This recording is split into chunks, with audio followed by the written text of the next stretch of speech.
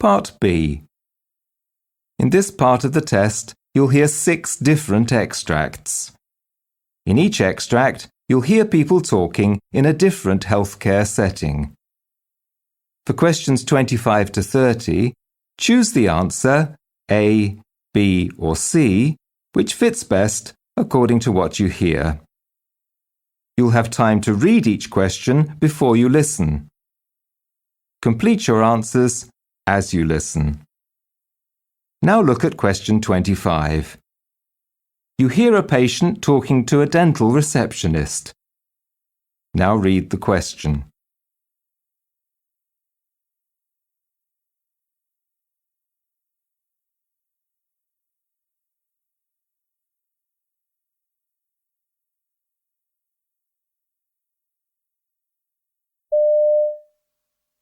Hi, I'd like an urgent appointment, please. Let's see, who's your usual dentist? Mr. Garcia? You say it's urgent. Are you in pain? Yeah, it's the tooth Mr. Garcia filled last week. Well, he's away today, I'm afraid, but there's a free slot this afternoon with his colleague, Mrs. Brown. Well, that'd be okay, but are you saying Mr. Garcia could fit me in tomorrow? That's right, we'd get you in first thing. Can you wait? Well, I'm not chewing on that side and I'm taking paracetamol, which is helping. The pain started when I was eating a steak, so I'm frightened I might have upset Mr. Garcia's work. It makes sense for him to check it out. OK, we'll book you in for tomorrow morning at 10.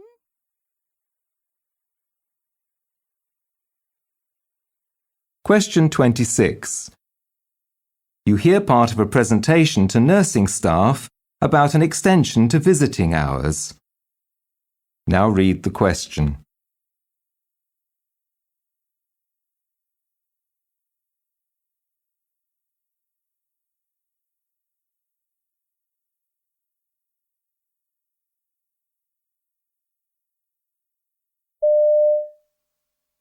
Now, you'll have received the survey asking your opinion about extending visiting hours, and doubtless you've got your own ideas about the possible impact on your work. You're probably aware of the evidence pointing to the positive effects on patient recovery rates of increased contact with loved ones. This isn't in question, but of course things must be managed properly. I've heard concerns about how busy everyone is, that you've got enough on your plates without having to worry about extra demands from visitors. Well, we've carefully planned things to prevent you being overrun with queries, interruptions and so on. Visitors will be given a list of do's and don'ts outlining what's expected of them. Meanwhile, managers will be monitoring things carefully to make sure routines aren't disrupted at all.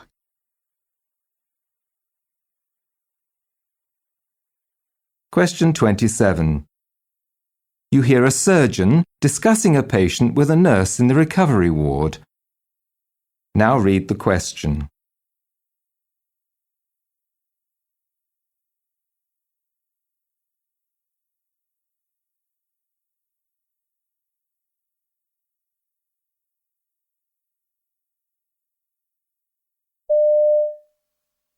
It looks like Mrs. Jones is still a bit groggy after her thyroidectomy. Will she be going up to the ward soon? Yes, I'm going to call a porter. She should be going up in 15 minutes. OK.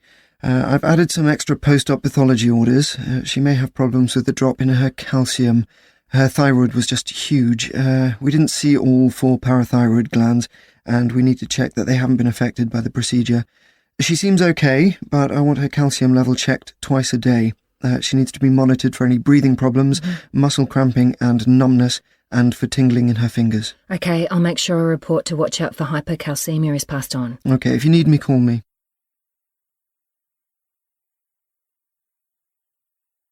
Question 28.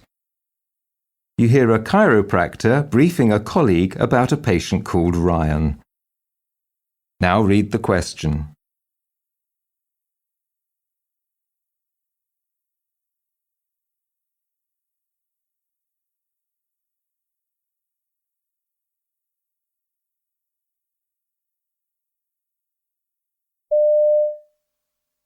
Today we're going to start with Ryan. He's 2 weeks post-surgery for a torn rotator cuff.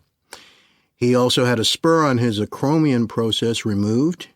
This is his first time in rehab post-surgery, I believe. That's correct. Okay, so today we're going to begin utilizing high-frequency vibration to break up the scar tissue forming in his left shoulder joint following the surgery. We're going to do each of his treatments that way, so you'll see a progression over time, how we get him back to a point where he's able to live his normal life. Movement's the key to rehabilitation, and this treatment resonates with the nerves too, so it should eventually help them heal quicker and reduce his discomfort.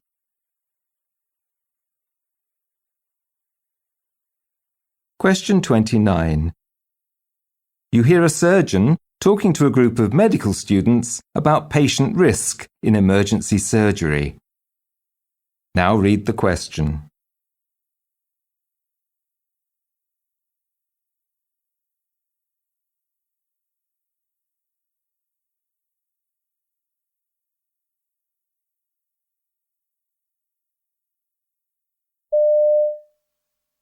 If you look at the risks of elective surgery, they're really very low compared to emergencies.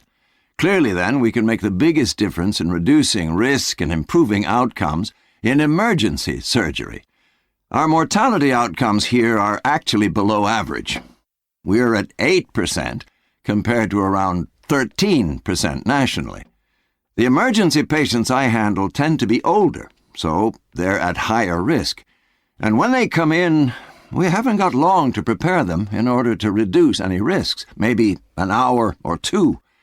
In terms of patient safety, every minute, every half hour we can use to get them ready counts. That's because the patients we're thinking about are prone to developing post-operative complications, given that they have a range of associated heart, kidney, and lung problems.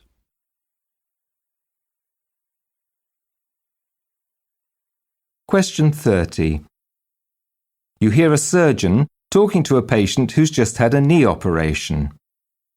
Now read the question.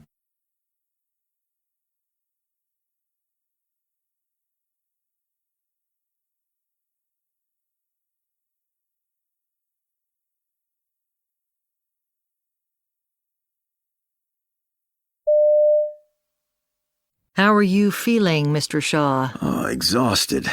But the painkillers must be working. I can't feel my knee as you predicted.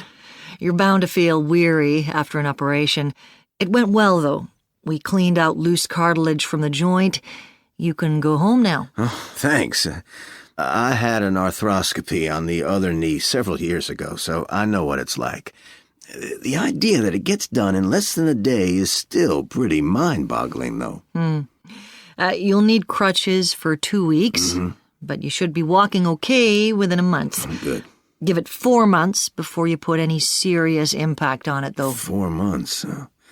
After my last stop, I started running again within a month. Thinking about it, though, I guess I paid for it. That knee had a lot of niggles for months afterwards.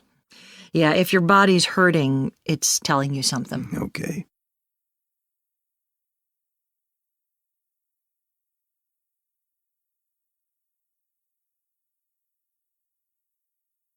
That is the end of Part B.